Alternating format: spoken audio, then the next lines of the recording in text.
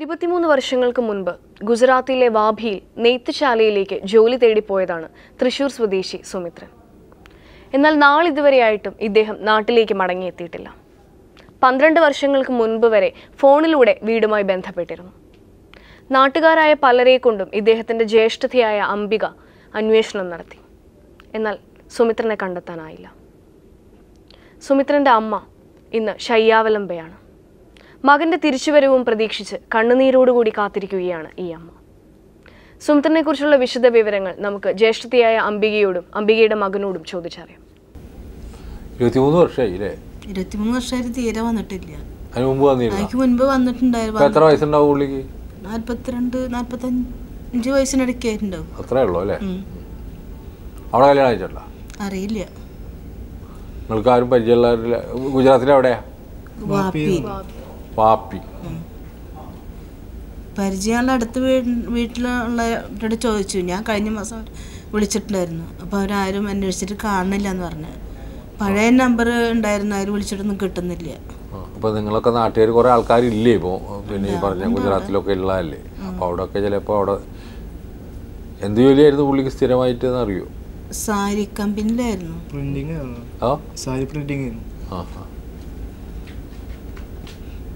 ആദ്യം പോയ ദിവസത്തിലൊക്കെ വന്നിട്ടുണ്ടായിരുന്നു, വീട്ടിലൊക്കെ വന്ന് പോകും. പിന്നെ തീരെ അന്ന് അത്രയ്ക്ക് ആയിട്ടുണ്ടായില്ല, കല്യാണം കഴിക്കേണ്ടാത്ത സമയത്ത്. പിന്നെ പോയിട്ട് 23 വർഷമായി, തീരെ വരാതായിട്ട്. പിന്നെ എനിക്കൊരു 12 വർഷം മുൻപ് ഒരു കത്തുണ്ടായിരുന്നു, കുറച്ച് പൈസ അയച്ചു നാട്ടിലേക്ക് വരാനാന്ന് പറഞ്ഞിട്ട്. പിന്നെ കത്തൊന്നും ഉണ്ടായിരുന്നു. സഹോദരി മാത്രമേ ഉള്ളൂ? അല്ല, ഞങ്ങള് 6 സഹോദരന്മാരാ.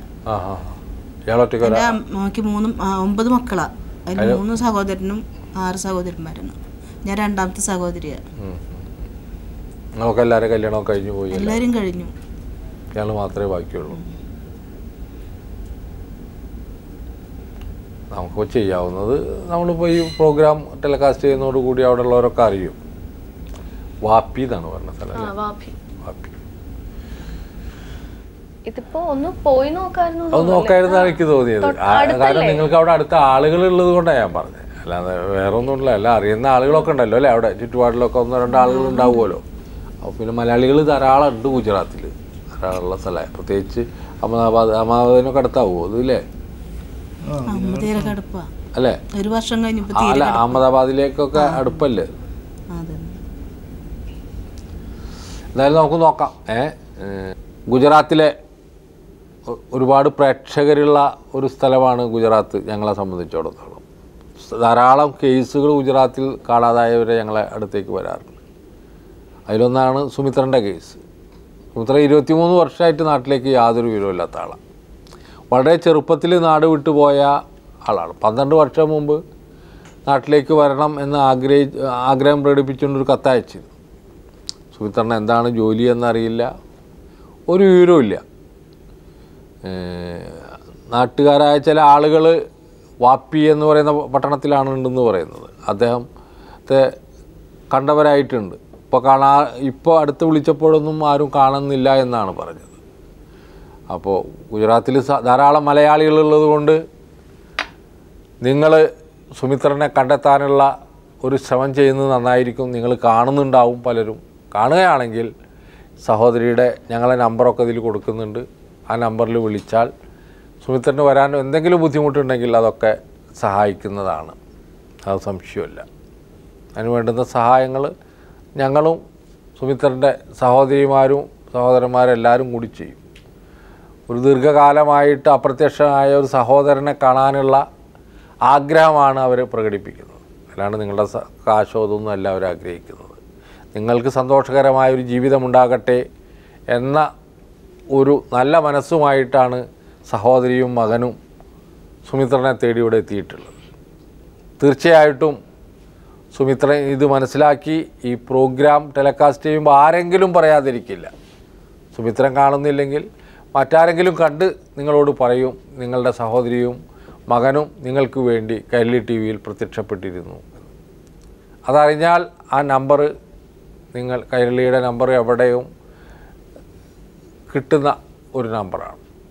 ഞങ്ങളുടെ ഒട്ടേറെ പ്രവർത്തകർ ബോംബെയിലുണ്ട്, അഹമ്മദാബാദിൽ, ഉണ്ട്, ഒക്കെ ഉണ്ട്. അപ്പോൾ അത്തരത്തിലുള്ള ആളുകളെ കണ്ടാൽ നിങ്ങൾക്ക് നാട്ടിൽ വരാൻ വേണ്ടുന്ന എല്ലാ സഹായങ്ങളും ഞങ്ങൾ ചെയ്യും. ഇതാണ് സുമിത്രനോടും പ്രവാസലോകം പ്രവർത്തകരോടും ഞങ്ങൾക്ക് പറയാനുള്ളത്. ഇവരെ സമാധാനിപ്പിച്ചുകൊണ്ട് ഞങ്ങൾ അയക്കുകയാണ്. ഞങ്ങളെ കൊണ്ട് കഴിയാവുന്ന പരിശ്രമങ്ങൾ ഈ കാര്യത്തിൽ ചെയ്യും. ശരി. സ്വദേശത്തും വിദേശത്തും കാണാതാകുന്നവരെ കണ്ടെത്തുന്നതിനുള്ള യാത്രയാണ് ഞങ്ങൾ നടത്തുന്നത്. ഇത് തികച്ചും സൗജന്യവുമാണ്.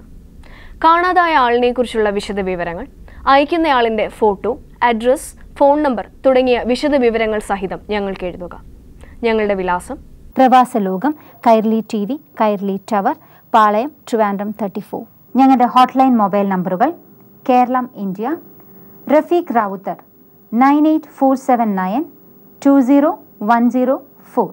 ഞങ്ങളുടെ ഇമെയിൽ അഡ്രസ് pravasaloகம்@gmail.com. പ്രവാസലോകത്തിൻ്റെ പുത്രി ഷബാന നമ്മുടെയൊക്കെ ആശംസകളോടുകൂടി ഒരു പുതിയ ജീവിതത്തിലേക്ക് കടക്കുകയാണ്. കുട്ടികളുടെ വിദ്യാഭ്യാസത്തിനായി ഞങ്ങളെ സഹായിച്ച എല്ലാവർക്കും നന്ദി പറയുന്നതിനോടൊപ്പം തന്നെ നിങ്ങളുടെ എല്ലാവരുടെയും പ്രാർത്ഥന ഷബാനയുടെ ജീവിതത്തിൽ കൂടെ ഉണ്ടായിരിക്കണം എന്ന ആഗ്രഹത്തോടുകൂടി ഇന്നത്തെ പ്രവാസലോകത്തിൻ്റെ അധ്യായം ഇവിടെ അവസാനിക്കുകയാണ്. അടുത്ത അധ്യായത്തിൽ വീണ്ടും കണ്ടുമുട്ടുന്നതുവരെ നന്ദി, നമസ്കാരം.